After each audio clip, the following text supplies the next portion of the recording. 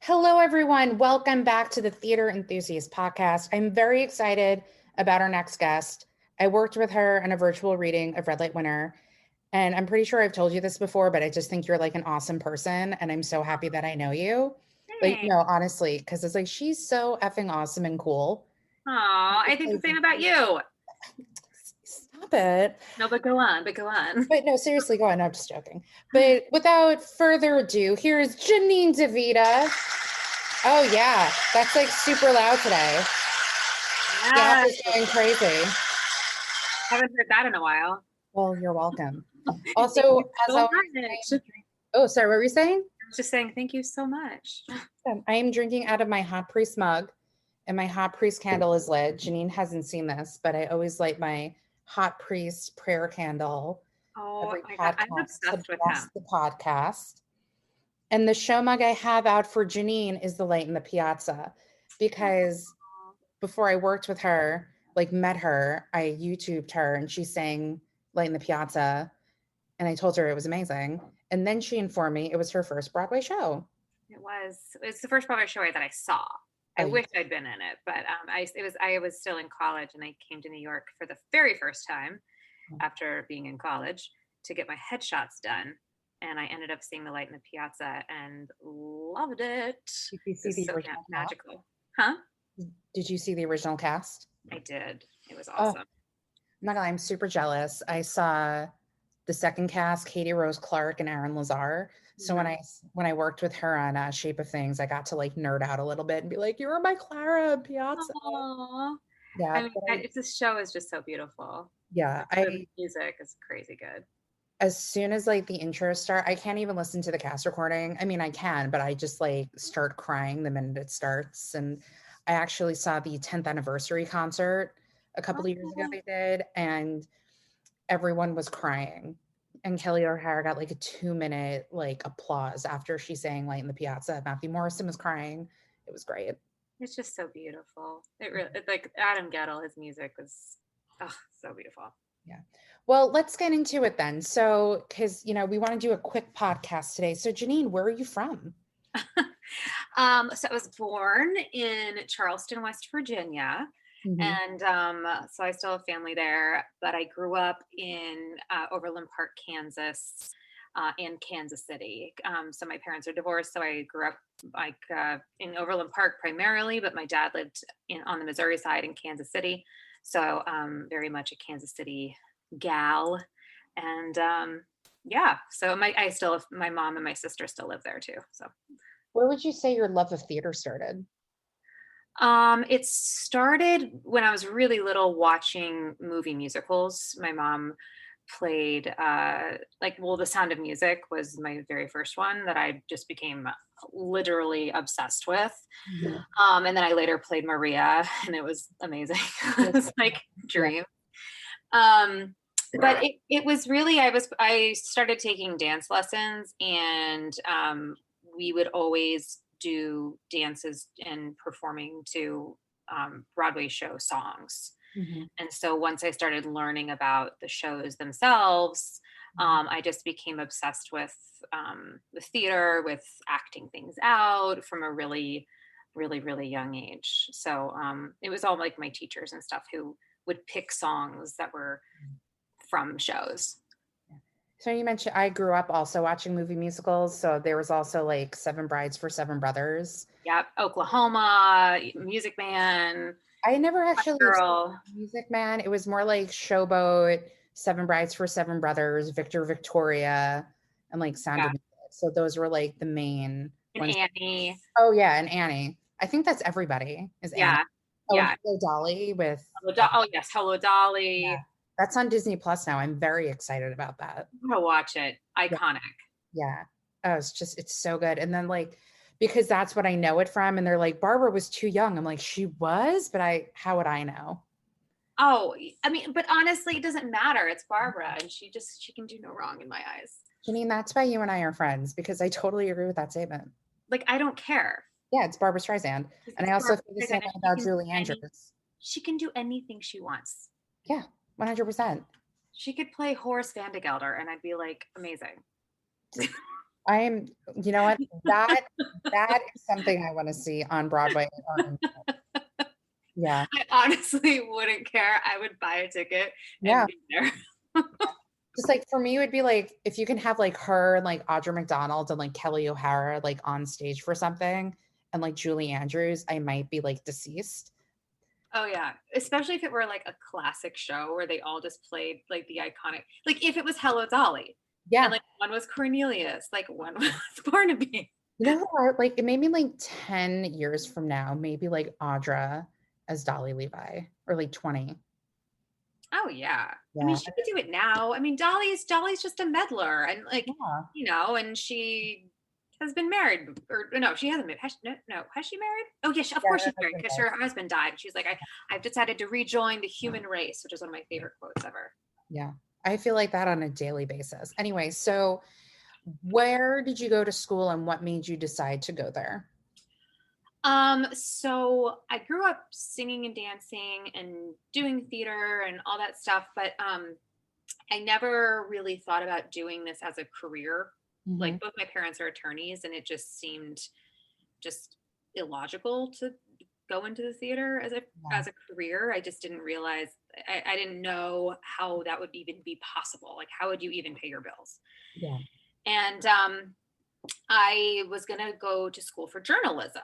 So I wanted to be a writer and reporter and all that stuff. And I ended up my senior year seeing a production, I'll never forget it, of Songs for a New World. And Mhm. I grew up singing all classic Broadway stuff. So I'd never really sung anything super contemporary. I'd never seen a show that was so contemporary and spirited and just in the moment, and it just really really spoke to me, and I was like, you know what, I'm gonna like try to do this for my career. I just had like this light bulb go off, and I was like, you know what, I'm gonna audition for musical theater programs, because I had a lot of friends who were auditioning for musical theater programs, but I just didn't have the guts to do it. I just was like, no no no, I'm gonna do something else, I'm gonna do something else. And so I ended up applying for schools, and I only applied for like the top schools because in my mind, I'm like, it's hard enough. I want to go to a top school so that I, could have a better chance. Like that was like my thought process, my logic. And I also applied to schools for just academics, and I basically got into Michigan, and just I had to decide between going to Michigan and and I had a full ride to KU on academics to go there for journalism, and which is the University of Kansas. And I just decided, you know what, luckily my mom was supportive, and we figured a way to pay for it. I got some grant money and some scholarships and stuff, and I went to Michigan, and that was kind of the end of it. I double majored. You're able to double major at Michigan too, which is why it was so enticing to me. So I double majored in communications and musical theater Mhm. at Michigan. So that's kind of how it came about. It wasn't something that I knew I wanted to do from the age of 12. It was something I loved to do, Mhm. but it wasn't something that I thought I would do for the rest of my life, Yeah. especially as a career. I mean, I knew I would do it for the rest of my life. I would sing for the rest of my life. I didn't know I would make it a career in the way I pay my bills and support myself and all of that stuff. So I've been super lucky to, make it into a career. Yeah. What was your experience like at Michigan? It was awesome. I think it's just such a wonderful program. It's so well rounded, and it really does celebrate like the individual, like who you are. And you're so young when you're in college too. It's like you don't really know yourself, but the program really helps you get to know yourself and gets to know your strengths, Yeah. and starts to like have that light bulb start to flicker of like where you might fit Mhm. in this industry and how you can be creative to make yourself into the artist that you want to be. So I just think it was such a great program. I love the fact that you have to take academics like within like the regular college, like language science and arts, LSA I think is the name of it. I forget, it's been so long. But you really you get the whole college experience, so you're not like a musical theater robot. Yeah. you know um you really, I mean, I was in a sorority, I mean, and you can make your own experience. I mean, you can just focus just on the arts and that's it, whatever. But you have the option and the ability to be a part of, a huge Big Ten school in Yeah. addition to being a musical theater person, which I think is why the graduates are such cool people, in my opinion, because And there's actually they're like a lot people. of working Broadway actors who graduated from Michigan as well. Yeah, because we're just like, I don't exactly, like the network is great, the loyalty among alums is great, like there's just such a great camaraderie. I mean, I think there is with every musical theater school because it's unlike anything, Mhm. any other major. Like you like in what other major are you like crying in class with your peers? Like that doesn't really happen, where you're so vulnerable, spilling out your soul, all Yeah. that kind of stuff falling on your face. um it's a very bonding experience, and most of the departments for these musical theater schools are also really small, so you just form bonds with people. And like, I haven't talked with people in my class in years, I will say, but like when we see each other, it's like no time passed. Yeah. I know you said it was a long time ago, but do you remember what you auditioned with?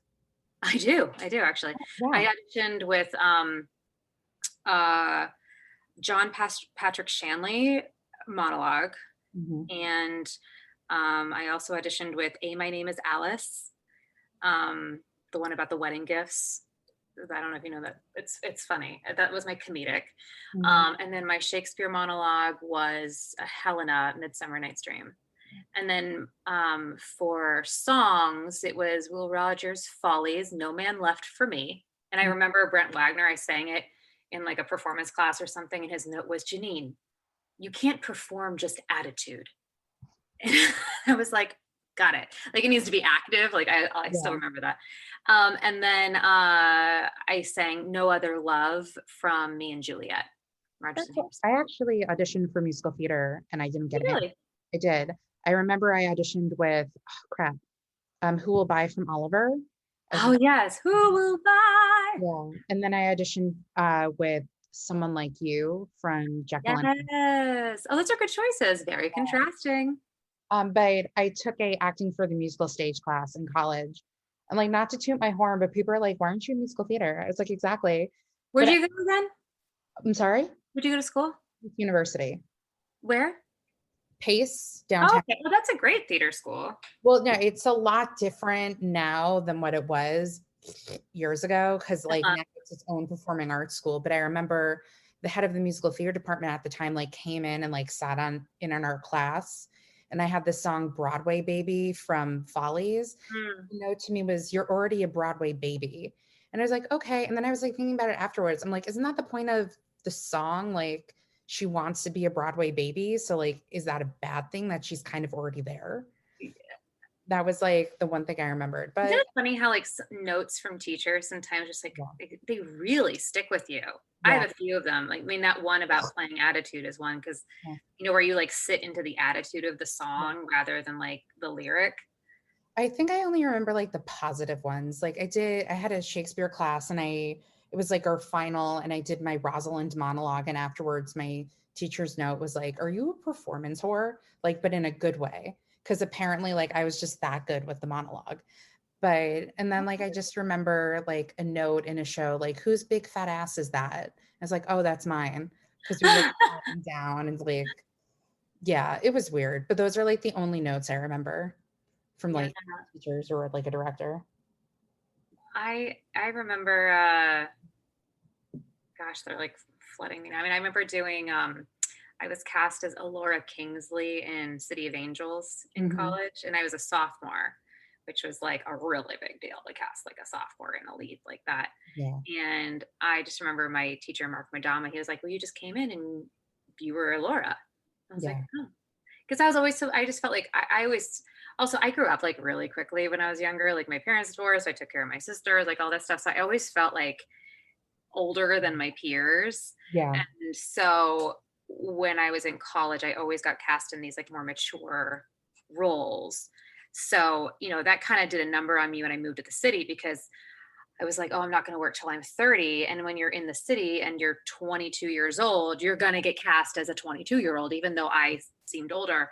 So I remember just when I got the audition for Rizzo, I was like, oh, there's no way. There's no way I'm right for that.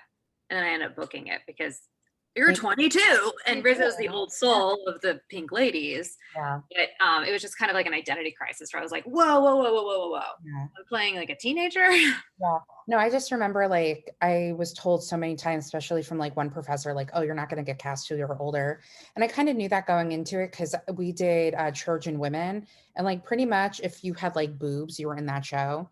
And they were talking about like who's going to play an old person. So one of like the assistant like makeup people came up to me. She's like, do you want to play an old person? I said no, because it's probably the only time in my college career where I'm going to play like a non-gray haired person. Uh-huh. I cut to like my junior year, I played Bee in the Food Chain. So they had to paint like gray and white in my hair.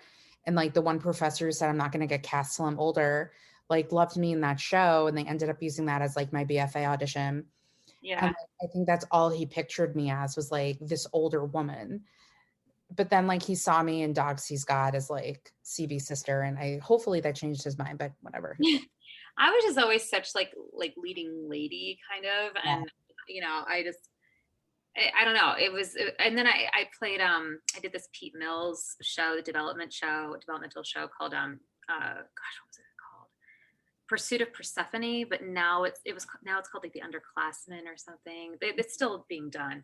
Yeah. But I played like a teenager in that in college, and I remember being like, whoa. Yeah. But it was again like a leading lady-ish kind of role, Ginevra King, which was F. Scott Fitzgerald's girlfriend in college. Anyway, I had a lot of growing to do in college, and it was great for me to be able to just like try different things and figure out who I was as a performer, and also grow into my voice because I was a soprano up until I was 20 years old, and then I started belting. Yeah. So I never really belted above like a B flat. Yeah. So I definitely was challenged, and also everybody in my class was so talented in the department, so talented. So you're just surrounded by these driven, talented people, and so it's very motivating for you also to figure your own shit out, you know? Yeah. So after Michigan, you graduate and then you move to New York. Is that your next step? Yes, but there was a period in between where I was back and forth between Ann Arbor and New York, just because I basically was going to stay in the city. In Ann Arbor the whole summer before I moved because I had no money, and I was going to work at the Lancome counter at the mall, like save up money. But I ended up winning these two awards that you can win when you graduate from Michigan, called the Earl V. Moore Award and then the Alan Eisenberg Actors Equity Award. He's the former president of Actors Equity and a Michigan grad and a lovely man. I'm obsessed with him. And so I all of a sudden had some money to move to the city with. So I signed with an agent after my showcase, and was basically flying back and forth, like moving all my stuff. So I officially moved in like late July, and was working in a fashion showroom because I lied and I said I wasn't auditioning. I was just using my communications degree at this point, but I would go on my lunch breaks and audition. So, and I ended up booking an off-Broadway gig at the York Theater, doing one of their muftis. And then from there, I booked A Tale of Two Cities, which was the pre-Broadway tryout down in the Oslo Theater. Yeah, I didn't see that, but I remember when it was on Broadway because I think like my old roommates were seeing it, and then I think they might have gone to like one of the first previews, and I think I was seeing something else, and I was going to meet up with them, and I was like, "You're still at the show, like all these hours later." Yeah, it was pretty long. Maybe they saw it in previews. I do remember it was long when we were at the Oslo Theater, and then I wasn't in the Broadway production. I was doing Grease at the time. I did see it. It was still long, but it's such an epic show. I mean, it's hard to make cuts in a show that is like A Tale of Two Cities. Yeah. It's kind of like, well, I mean, they do it with like A Christmas Carol, but I think doing like a Dickens story is, I don't know. I've done 3 Dickensian shows, and they're all epic. Yeah. What are they? What have you done? Well, Tale of Two Cities, The Mystery of Edwin Drood. Oh, that's right. and Oliver. I will say, like, I do regret never seeing Edwin Drood, like, and I live around the corner from the theater, and I was like, I'll see it, like, I'll get my ticket, and then it was like too late. So if I can go back, that's like one of the two shows I would say. It was so fun. It Yeah, was really fun. I mean, it was so much work, yeah, but it was joyous work. It was yeah. very fun. Because I remember like stalking your Instagram a couple of times. I still kind of do. And like you're going through like all of your boxes of like different things that you had, and you found like old show shoes and earrings, and you like found your Drood script, and you had like Yeah. different like these two different characters you were understudying, Yeah. like the ensemble track. And then didn't you at one point go on for each role, but like two different performances in a day? Oh, girl. Am I Oh, girl. making that up? So I was the only cover for Drood and for Rosebud. Wow. Okay. Mhm. So like Stephanie was out one matinee, and then I think Betsy was out that evening, or when Aaron, no, I think it was Aaron when Aaron came in. And so yeah, so I would go on for Drood meaning at matinee, and then Rosebud at nighttime in the nighttime evening show. Yeah, and if you know, and you know the show, so like it's a woman playing a man, Mhm. and so like you're being a dude, and then you have to like switch in the evening show and be all feminine. So Yeah. it was just like it was crazy. When that show closed, I was super sad because it was fun and I loved the cast and everything. But I was also so sad because like I had worked so hard to Yeah. learn everything that I was like, can we just run a little bit longer just so I can like Yeah. have all this work, like, like kind of pay off a little bit more. Yeah. But it was just, it was a lot. And so, yeah, so when I found that script, I was like, it's crazy, like the stuff that we do and like how hard we work. And then you're like, I'm glad I found that and I was able to show it on Instagram because I don't know if people recognize like the brain power it Yeah. takes to learn all that stuff and keep it all straight.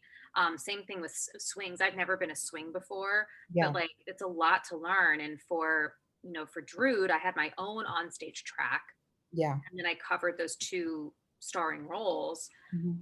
and would go on for them, often, and not totally often, but often enough as a cover. So yeah, it was crazy. And then in understudy rehearsals, I Mhm. would have to sometimes like I would like run the show as Drood and then flip and then run it as Rosebud. Wow.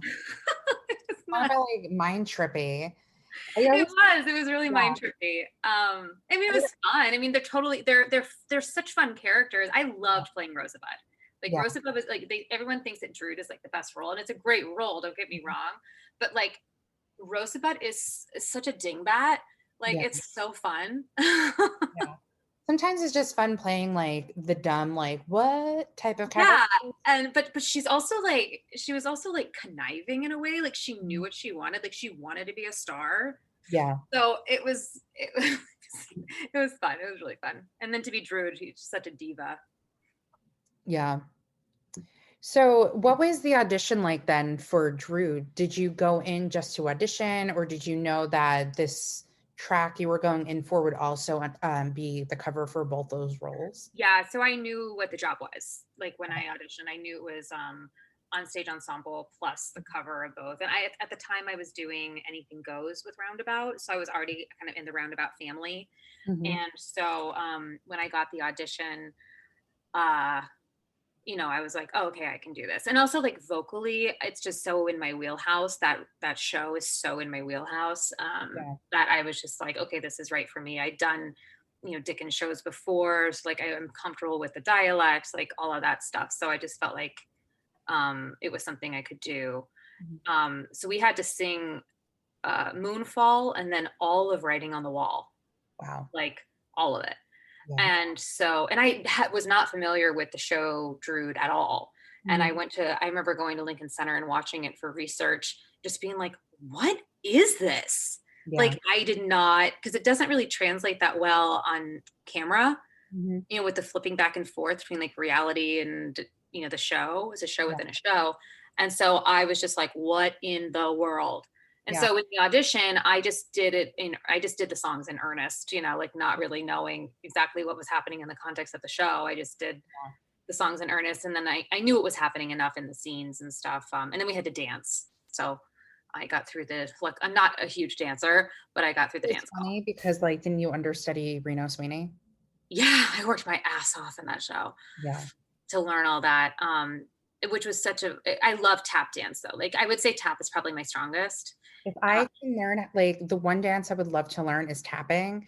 And I've even had like 5-year-olds attempt to teach me how to do a time step, and my body just like physically cannot learn how to do a time step. oh, I bet you could learn.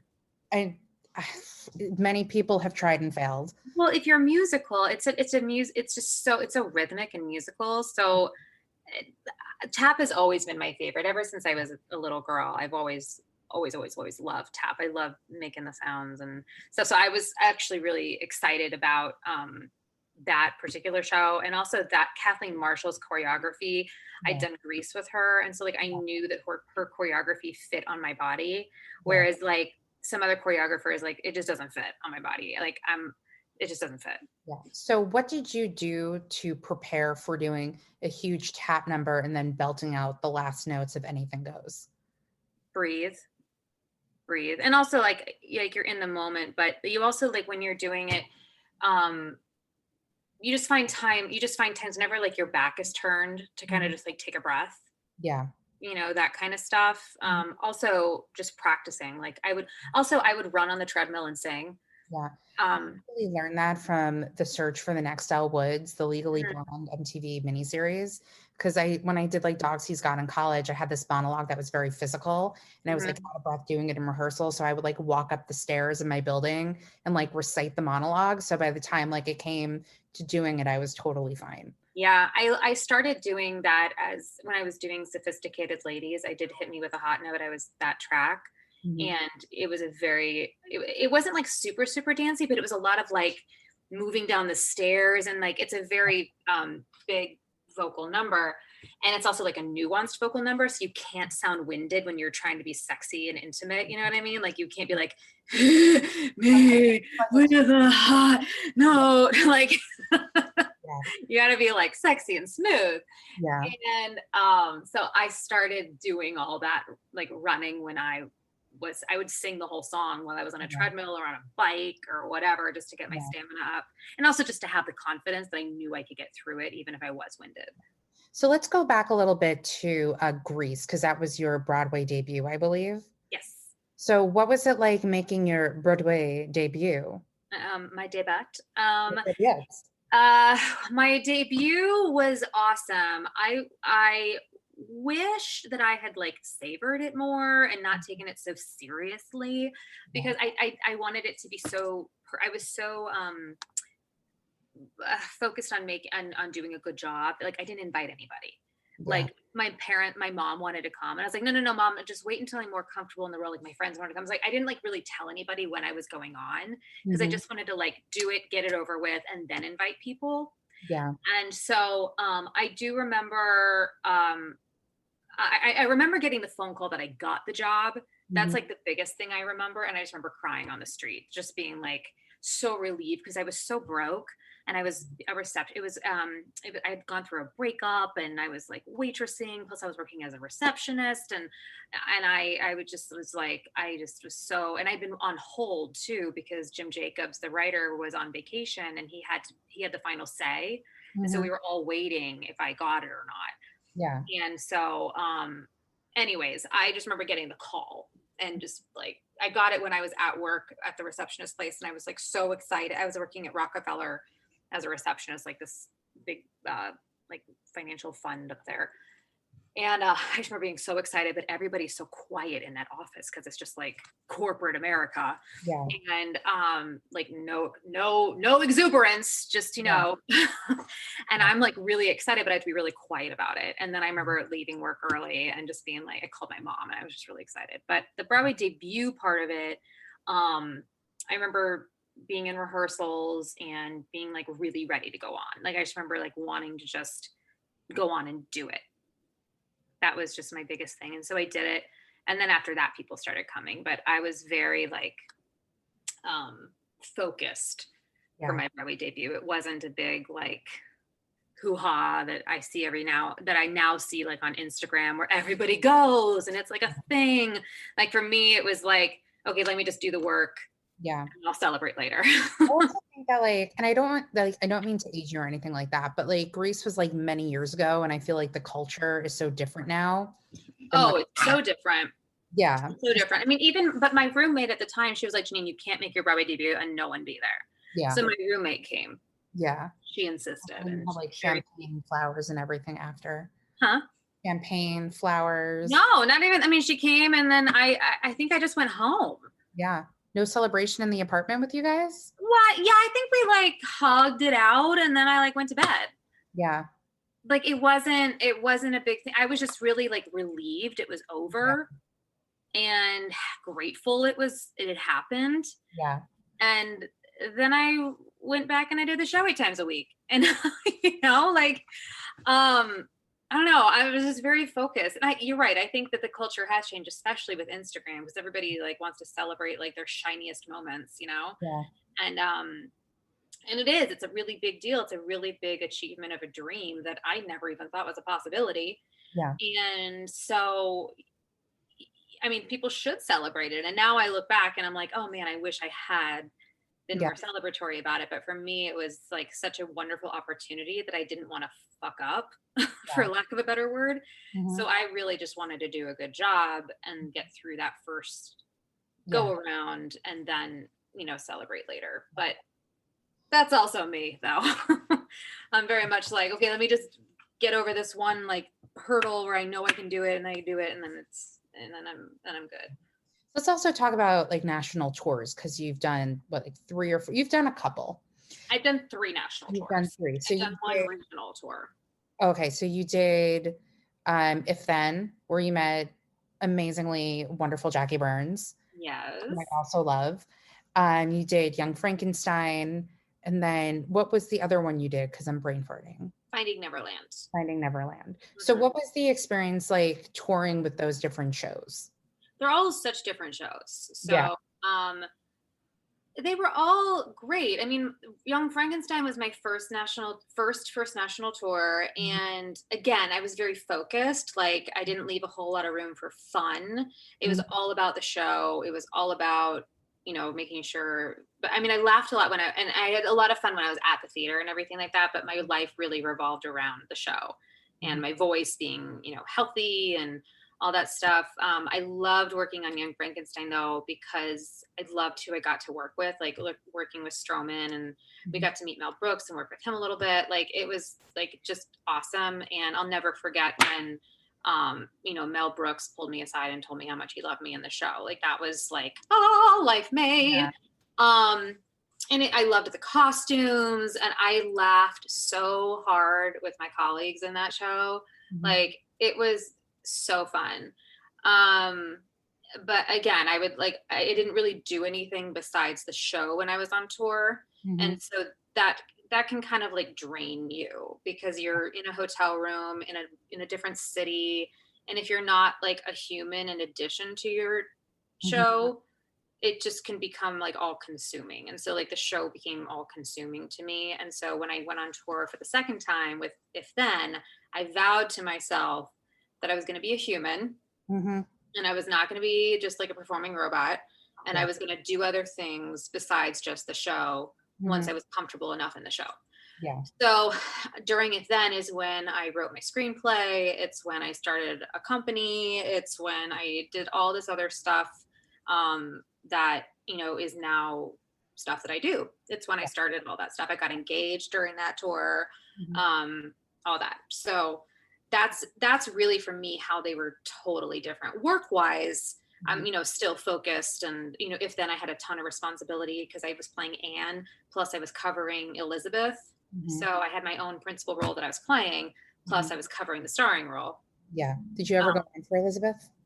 Yeah, many times. I went on for Elizabeth when Adina was doing it almost every Tuesday. Oh, wow. Yeah. And then when Jackie came in, I only went on once for Jackie because she's a machine. I was going to say, because it's Jackie Burns. Yeah. Because it's Jackie Burns. She got sick literally once, I think, when we were actually in Kansas City in my hometown. Oh, So I wow. actually got to go on for Elizabeth in my hometown. That's really Which was pretty great. cool. It was like, as horrible as it sounds, like kismet that that happened. Oh, totally. I was like, Jackie, did you do? Everyone thought that she did it on purpose, but no, she was really just like sick as a dog. She Yeah. had no voice. Yeah. But she always said, she's like, once you do Alphaba, you can like, this is a piece of cake, like singing Elizabeth. Yeah. I mean, because, you know, Adina, I'm not saying that it anyway, but do you have any like favorite role you've ever played? Yeah, it was last summer, or no, 2 summers ago now. It was 2019. Francesca in Bridges, Madison County. It was really just like everything. That role, so fulfilling to me on every level.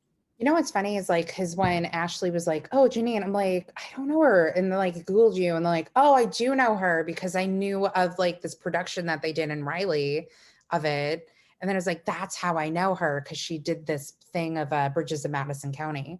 Because Yeah. merch, my merch company actually had Bridges of Madison County, so I Oh, got to like sit and watch it for free, and I have like the magnets somewhere in my apartment, and plus I also just have I love Kelly O'Hara. So like anything she's in, I'm there for. Like she walked by me once at Lincoln Center and I was with one of my best friends and I cried and she still makes okay. me for that, which is fine. I love her too. I love her voice. I think it's so pure. Yeah. Um, I just Francesca for me, like I'm Italian, my family's from Italy, and Yeah. the vocal range and the style of music that it's written in that Jason did, I just think it's so beautiful and sweeping, and I could sing that score for the rest of my life. And I feel Like like it's very different from what he normally also does. totally. And it was such a departure too for me. Like I normally do more belty roles, and this was an opportunity for me to like be the soprano that I am. Yeah. And I just had the best time doing it, and I just love her story, and you know, I love the struggle that she goes through. I just think it's Mhm. so human and Mhm. relatable. And yeah, I loved every minute of playing that role. Now, I do want to ask because I'm always curious about this because you've been on Broadway and I've like, I don't really stage door anymore because like I'm in my 30s, unless it's like Anna Pascal, which I mentioned earlier. What is like the stage door experience like being on the other side of it? Um, For you? I find it to be great. I mean, I don't really have an issue with it. I love meeting people. I mean, honestly, the people who see the shows, like I wouldn't have a job if it weren't for people who go to see the shows. There are definitely nights where you're just like not feeling up to being personable. You know, Mhm. that's the thing. Like if you go to the stage door, you have to be friendly, you have to be personable, you have to be on. Yep. And just like anybody else, there are times when you just don't feel like being on. Like I've been on for 3 hours. Yeah. I just feel like turning it off I now. know that feeling very well from like the job I had before the pandemic because I worked at hotels. So you It's the same kind of thing. It's like you yeah. have to put on your face. And Yep. there are times when you just don't feel like putting on face. Yeah. And not to say that you're being insincere if you are going out there and putting on face, but like there are just times you just don't feel like it. Yeah. And We're that's human. which is human Yeah. and normal. Just like anybody else who goes to an office and like you get home and you just want to freaking decompress. Yeah. You know, so when you're doing a show 8 times a week, it's taxing and stuff, so there are times when you just don't feel like it. And Yeah. I hope that people who go to see a show don't take it personally if they don't come out and say it. Just sometimes you just don't feel like it. Yeah. um that being said, I have met amazing people at the stage door Yeah. who have become friends and colleagues and all of the above. So Yeah. if you don't stage door, you don't know what you're missing. But Yeah. at the same time, like if you're feeling under the weather or you just need to take like a mental break from being on, it Yeah. like that's valid too. Yeah. So let's talk about like some exciting projects you have coming up. Was there anything you were like working on pre-pandemic Um, that was yeah, exciting? well, yes and no. I mean, I mean, theater, I was auditioning like way more Yeah. than now because there's like nothing going on. Mhm. But with TV and film, I mean, there are still auditions happening. It's just that everyone's out of work right That now. just remind me, I have to ask you this because I keep forgetting because you mentioned TV. You worked on The Deuce with who I call the hot guy from Take This Waltz, aka Luke Kirby. Love him. Yeah, he's the I best. just like I love him so much. And literally like everyone who knows me knows I call him the hot guy from Take This Waltz. he's awesome. He's Yeah. awesome, and he's even sexier in person. Like, because he's just like, he's so smart, and there's so much like going on behind his eyes, like Yeah. even when he turns it off, that like he's just like really cool and down to earth. Mhm. Um I and saw him funny, do. very funny. Him and I laughed a lot. Like Yeah. he's kind of like got a dark sense of humor. Yeah. Um so it was really fun. I worked with him on season 2 and 3 of Yeah. the Deuce and had some great scenes with him. So that was I pretty. saw him, one of the last shows I saw before the pandemic was he did a show at the Armory, Judgment Day. Oh, really? Yeah, so I only went because he was in that. I think he's extremely talented. Yeah, and a very well-deserved Emmy Award for playing Lenny Bruce for sure. Absolutely. I think he Yeah. is. And Rachel's my cousin. And so it was really funny that like I was playing opposite him in like the Deuce, and then here she Yeah. is as Miss Maisel, like crushing it. So we Yeah. were like, oh, we have Luke in common. Yeah. That's so funny. I just had to ask like someone who like kind of knows him, be like, what is he like in real life? He's great. I mean, yeah, he's great. Like your instincts are spot on. He's awesome. Yeah, and just super sexy. Yeah. Okay, so getting back to it, you were auditioning, TV and film, all that. Yeah. So, I'm still auditioning and whatever, but my focus now is obviously auditioning, waiting for things to come back and all of Yeah. that jazz. But I also produce a lot, and I write, and I try to keep my creative wheels going in other ways. Yeah. So I run the USO show troupe. So I I produce. wanted to talk to you about that. So how did you even get into that? So a family friend of ours is the chairman of the board, and this position opened up, and my husband actually was like, hey, I think my wife might be great for this role. Yeah. And I interviewed and ended up getting the job. So that's kind of how it happened. But the reason I think I really got the job was because I'm a performer. So like I get it of like what needs to be done for performers, but I Yeah. also have experience on military bases Mhm. because I have a company called Empowered Voices, and we do sexual assault prevention workshops for the military using theater as the driving force. Mhm. So we use theatrical practices to like help with real life situations. Mhm. And so it's a unique combination, I think, with me, because I have this experience as a performer and producer, but I also for our audiences and for our mission with the USO, like I Mhm. actually have hands-on experience of working with our service members. Mhm. So I think that's what kind of set me apart from the other candidates for this role. And I've really grown into it. I really enjoy doing it. I love producing. I love bringing music and entertainment interaction to a community that can sometimes feel ostracized and left out. Mhm. Because I really believe in the benefits of music as connection. And so that's been a really cool project for me to focus on during the pandemic. I'm so blessed that I have a job, during the pandemic. And we aren't able to do live performances, but I've pivoted to doing virtual programming. So we have a whole new program now with virtual programming, providing princess parties, dance lessons, Pilates, all this stuff, that because the show troupe members, like any other actor, you wear a million hats. And Yeah. so some of them are personal trainers, group fitness instructors, they do princess parties, things like that. So I've been able to really utilize their other skills while we're not able to do live performances. So that's been a project to keep me creative and busy, Mhm. during the pandemic and things. But I have a screenplay in the works, and we're hoping it's optioned, and we have Leah Thompson directing it, and we're about to sign our lead actress. So that'll be really cool.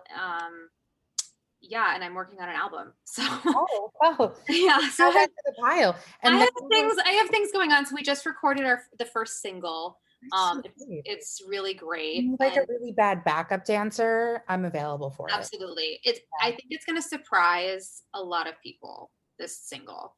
I'm It's really excited. very pop, it's very fun. I think it's going to surprise a lot of people. I Is think this like people an are. exclusive that you're coming out with an album, or like people know this already?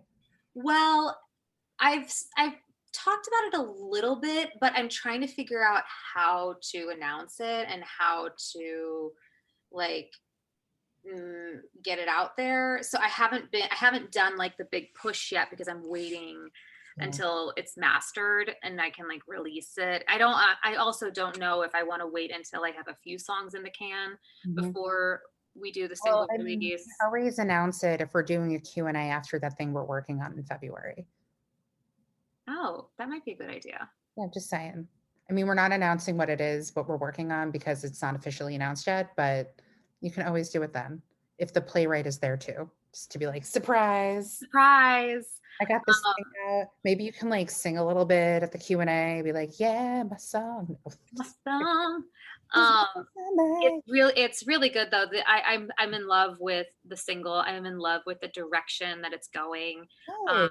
yeah, Matthew James Thomas, who was Pippin on Broadway, Oh, yes. he's a music producer, and That's he amazing. is honestly freaking genius. Yeah, that's an And extra, which I thought was so Pippin. he's my producer. That's He's great. one of my producers, and yeah, so we've been recording out in Brooklyn. So we've been, doing the whole like socially distanced COVID test Well, stuff like it's great that. too, like if you, because you have like such a plethora of like people in the theater industry that I'm sure like if you wanted to do like a duet with someone, I'm sure you can be like call them Yeah, up and be like, yo, check it. yeah. I mean, I might, and I think the next song we're gonna do is a ballad. Mhm. Um, yeah, but we're building out. I don't know when the whole album is gonna be completed. These things take forever. Yeah. But the good news is that in 2020 I started it.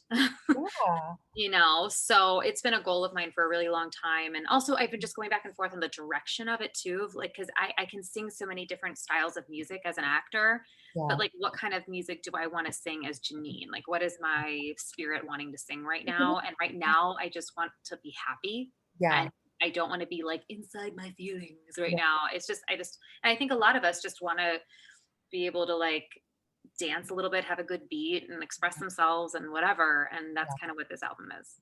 But you can also do too, if there's like certain songs, you can always save them for the next album. That's true. Yeah.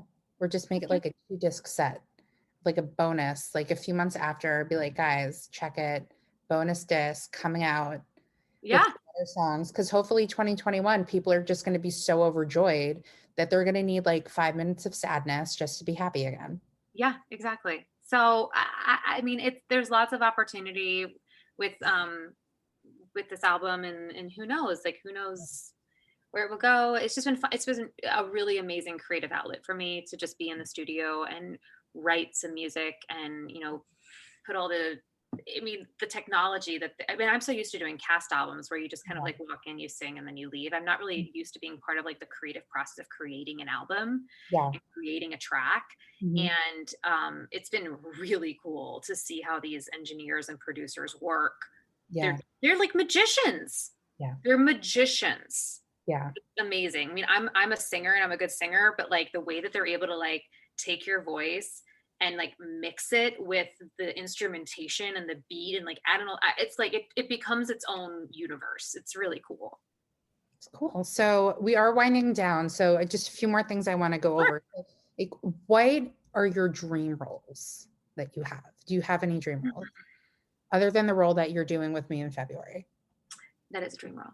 Yeah. Um, let's see. I would love to do Proof. Yeah, you and I talked about that and argued about it. I would love to do Proof.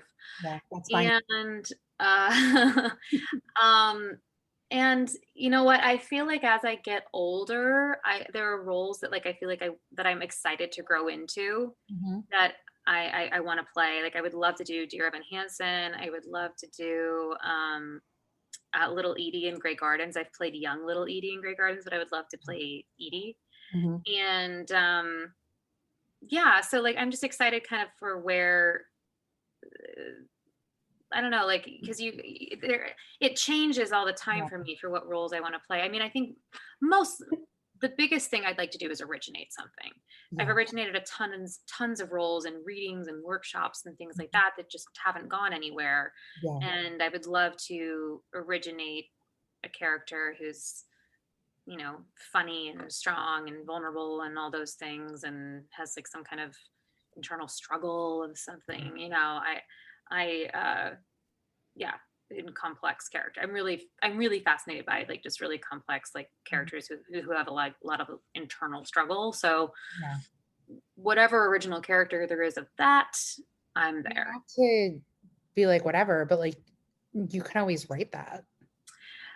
Yeah. And, in all honesty, I mean, I did write my screenplay with myself in mind, and I'm probably going to be in it in some respect. But you know what? It like when you write a screenplay, it can either be a vanity project that, like, I'm not a huge name. So it's like, you can either be a vanity project that like not many people will see, or you can write it, be pragmatic about and strategic about like getting the right characters who will like sell it, Yeah. and like I'll play a smaller role in it, and that's totally fine.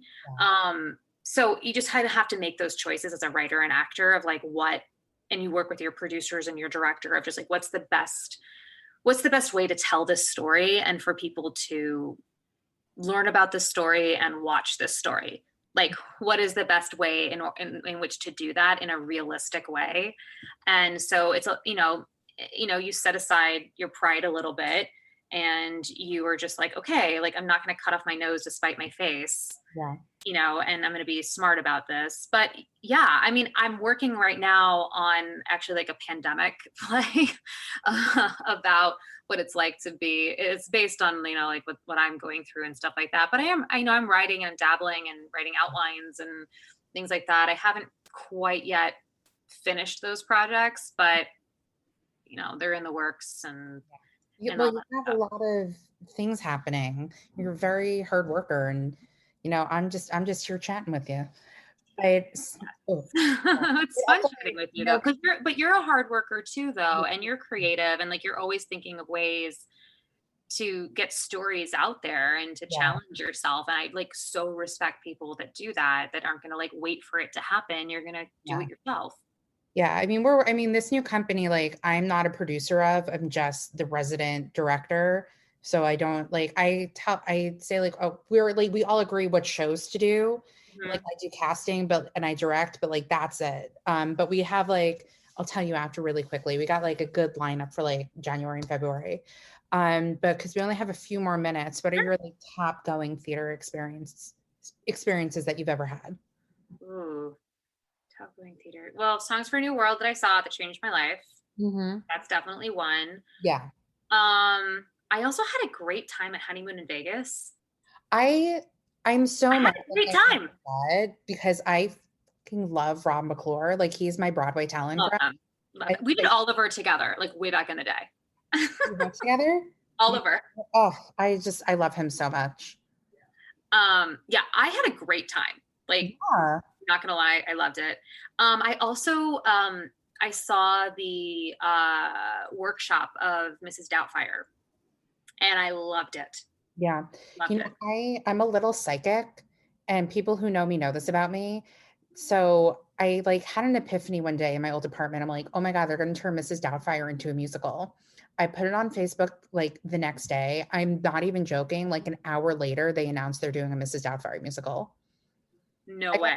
yeah, I got the casting wrong because I said watch it be like Norbert Leo Butz. But I mean, I'm very happy with Rob McClure. It was honest, it was so good. And Yeah. I love the movie, don't get me wrong, but the way that they explore how kids feel about divorce in the musical is one of the most beautiful things I've ever seen as a kid of divorce. And like it is, I just was so moved by it, and it's so funny and Yeah. heartwarming and all of the things. So um I just, yeah, those are three amazing experiences. I fell in love with him when I saw him in Chaplin. And like, no, nothing against Billy Porter, whom I love and is fantastic. I just like really wish Rob McClure would have won for Chaplin, but that's just me. Well, he worked his butt off in Chaplin. Yeah, As that's if Billy didn't, but I yeah, mean, that's such a tough role, yeah, Chaplin. yeah. So now it's on to the fun part. We're gonna do the Inside the Actor Studio questions. Ooh, Yeah, fun. normally we play a game, but then I just couldn't think of games for people. So like a few podcasts ago, we started this. So are you ready? I am so ready. What is your favorite word? Thanks. I think. Yeah, thanks. I don't know. I don't know. No, that's not my favorite word. Okay. My favorite word is incredulous. Ooh. If I remember that, I'm just gonna say that to you all February. You're incredulous. Well, that's incredible. Incredulous. Like you can't believe it. Yeah. Like incredulous. That's how the monologue went. Mhm. What is your least favorite word? Moist. That's probably, people probably say that a lot, moist. Yeah. Yeah, it's just kind of like, or no, diseased. Mm. Diseased. You know what? Honestly, I can't really look at the coronavirus. I was gonna say 2020 must be very difficult for you then. Anytime that ball with the red dots comes up, Yeah. my stomach turns. Like anything, I can't wear polka dots or sometimes there are patterns that Yeah. just make me feel ill Yeah. because it looks diseased. Yeah. I don't know if you watched Saturday Night Live, but when Timothy Chalamet hosted, whom I'm obsessed with, they did, Oh, yes, he was so good. yeah, where like the first sketch they did where they did the like coronavirus family. So that I have didn't, a hard time with that. yeah. Anytime, honestly, anything that looks diseased, like any kind of like skin disease, sometimes even if I look at a lizard and I look at scales, like Yeah. it grosses me out. Totally understand that. Yeah, What turns you on? Obviously not lizards. not lizards. Yeah. Like in terms of like a dude or just like Well, I mean, a with dude, like my husband. yeah, like other than your husband, like what turns you on, like creative wise or person wise, or just anything that turns you on. You can say your husband, that's fine. My husband turns me on, of course, but I would say humor turns me on. Humor and um uh like a swagger. Yeah. I like a guy in a good suit with a nice watch. I like a guy and I like a guy who smells really good. Yeah. Yeah, if you look like put together and like you got like Mm-hmm. I don't know, and you look like you can take care of me, like done. I mean, that's so right. Okay. It's kind of frightening. Okay. What turns you off? Um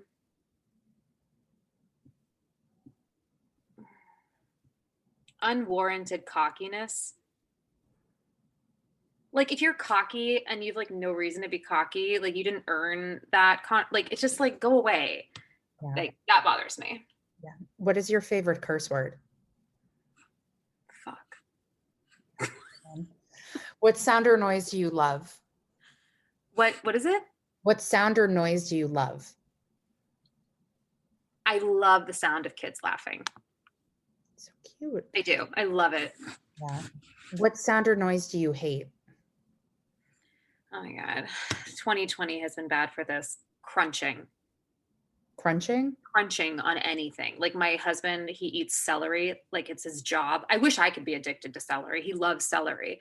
Yeah. That's like what he wants to snack on. I'm like chocolate. He's like, oh, celery. And it's so crunchy. Celery and chocolate and see what happens. We could. He will crunch on celery and I just have to leave the room or yell at him. What profession other than yours would you like to attempt? Sometimes I wish I had like being a lawyer, even though I feel like it would be way too much schooling and reading and whatever to go through it. Yeah. I do feel like I'd be good at advocating for people. What profession would you not like to attempt? I could never be a surgeon. I could never be around that much blood and draw blood and look at diseased things. I could never do it. What about playing a surgeon on TV? Could you do that? I could do that. Yeah. You're paying me. And it's not real life. All right. And finally, if heaven exists, what would you like God to say when you arrive at the pearly gates? Aw. Well done. And my last question before we have to get out of here, why is theater important? Oh, theater is important because it is a shared experience and you're all there together. And I think it is the best example of teamwork. Amazing. Janine, you know my deep love and affection for you. Thank you so much for coming on to the podcast. I can't wait to work with you again. Oh, is there anything that you wanted to ask me or anything you want to say out to the people who listen to the podcast before we end? Continue listening to the podcast and please watch Reasons to Be Pretty coming February 11th. I truly will be in it. Very excited. I love what you're doing in this pandemic of still bringing theater to the people and keeping artists like me fulfilled. Yeah.